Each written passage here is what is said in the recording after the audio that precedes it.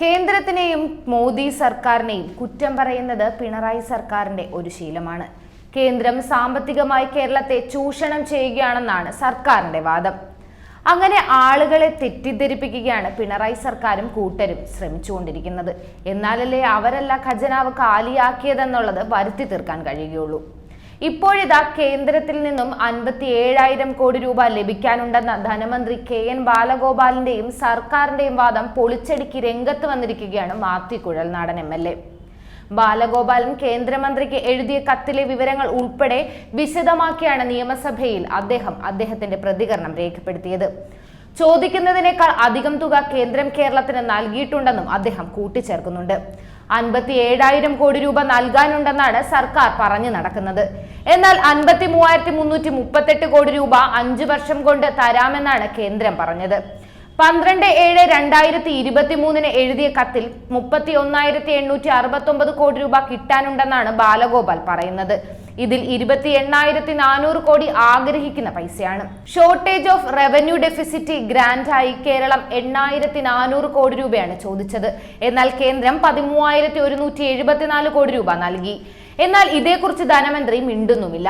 അനുവദിച്ചതിൽ ഇനി 4,000 ചില്ലാനം രൂപ മാത്രമാണ് കേന്ദ്രം നൽകാനുള്ളത്. 53,338 കോടിയേക്കാൾ അധികം കേരളത്തിന് കൊടുക്കാൻ കഴിയുമോ എന്നാണ് അദ്ദേഹം ചോദിക്കുന്നതും. GST നഷ്ടപരിഹാരം 12,000 കോടി കിട്ടാനുണ്ടെന്നാണ് മറ്റൊരു വാദം. തോമസ് ഐസക് ധനമന്ത്രിയായിരുന്നപ്പോൾ 5 കൊല്ലത്തെ നഷ്ടപരിഹാരം മതിയെന്നായിരുന്നു പറഞ്ഞിരുന്നത്. ഇത് സർക്കാരും അംഗീകരിച്ചതാണ്. സംസ്ഥാനത്ത് നിന്നും ഇതിനേക്കാൾ കൂടുതൽ പണം ലഭിക്കുമെന്നും സർക്കാർ നിയമസഭയിൽ പറഞ്ഞിരുന്നതാണ്. എന്നിട്ടാണ് കേന്ദ്രം നഷ്ടപരിഹാര തുക നൽകിയില്ല എന്ന് കേരളം പറയുന്നത്. സർക്കാർ നികുതി പിരിക്കുന്നതിൽ വീഴ്ച വരുത്തിയിട്ടുണ്ട്. 28,258 കോടി രൂപയാണ് സർക്കാർ പിരിക്കാനുള്ളതെന്നും മാത്യു കുഴൽനാടൻ പറയുന്നു. കടമെടുക്കാനുള്ള പരിധി കുറച്ചനുസരിച്ച് 8,000 കോടി രൂപ നൽകാനുണ്ടെന്നാണ് അടുത്ത ആവശ്യം. കേരളത്തിന്റെ ഡെപ്റ്റ് റേഷ്യോ 39.1 ആണ്. ഇനിയും കടമെടുക്കാൻ അനുവദിക്കണമെന്നാണ് സർക്കാർ പറയുന്നത്. ആന്ധ്രാപ്രദേശ്, തമിഴ്നാട്, കർണാടക, തെലങ്കാന എന്നീ സംസ്ഥാനങ്ങളുടെ ഡെപ്റ്റ് റേഷ്യോ കേരളത്തിനേക്കാൾ കുറവാണ്.